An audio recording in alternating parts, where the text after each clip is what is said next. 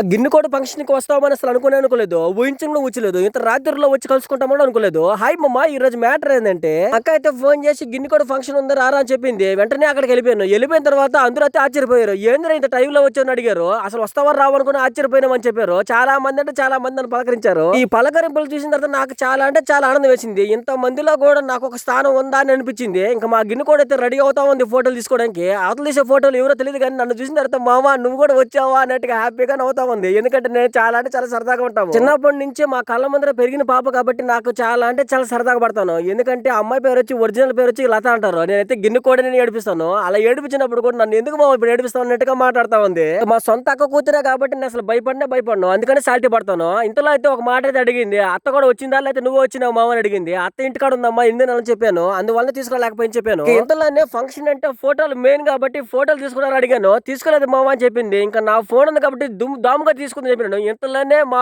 ఊరోళ్ళంతా వచ్చాడు. నన్ను వచ్చి అలర్ట్ చేశారు. ఏంటంటే నాయన నువ్వు వచ్చినావా అన్నట్టుగా అందరూ వచ్చి కలుసుకునేశారు. ఇంకా మా అక్క మొహంలో ఆనందం పట్టలేకపోయినాను. ఎందుకంటే నన్ను చూసిన తర్వాత మా తమ్ముడు కూడా వచ్చాడని ఆనందంగా ఫీల్ అవుతుంది. ఇంకా అలా ఆనందం చాలబ్బా మన జీవితానికి. ఇంకా అందరూ ఫోటోలు తీసుకుంటుంటే నేనైతే చూస్తా ఉన్నాను. ఏందబ్బా మా గిన్నె కూడా తినిందా లేదన్నట్టు చూస్తున్నాను. ఇంతలోనే మా అత్త వచ్చి ఏరా నెట్టుకుంటావా వెళ్ళిపోతావు అని అడుగుతుంది. లేదా అత్త ఇంటికి వెళ్ళిపోవాలి గాయత్రి ఒకటే ఉందని చెప్పాను. లేదురా మేము కూడా వచ్చేస్తాం నీతో కూడా అని చెప్పింది. ఏమంత అంటే మామ బండికి లైట్ లేదు కాబట్టి నీతో కూడా వచ్చేస్తామని చెప్పింది. ఇంతలోనే మా బ్యాచ్ అయితే ఆటో కూడా అల్లరి చేస్తున్నారు. మా ఊరి కొంటి పిల్లకాయలంతా ఇక్కడ బయటే ఉన్నారు. ఏందిరా నాయన ఇక్కడ అంత అల్లరిగా ఉందని చూస్తే కొంటి పిల్లకాయలు అందరూ అల్లరి చేస్తా ఉన్నారు ఆటోలో కూర్చొని. ఆటోలో అయితే ఎవరు లేరు కానీ ముసలిలో కూర్చున్నారు. ఈ ఆటో కాడ మీటింగ్ ఏంటంటే ఆ అమ్మాయిని ఆటోలో అయితే పంపించేస్తున్నారు అమ్మ ఇంటికి. ఇక్కడ కనిపిస్తున్న ఆ అబ్బాయి ఆ అమ్మాయి భర్త అనమాట. మా నాన్న మీకు చూపించాలనుకుంటున్నా. ఇక్కడ కనిపిస్తుంది మా నాన్న అనమాట. ఇది మా లైక్ చేసి షేర్ సబ్స్క్రైబ్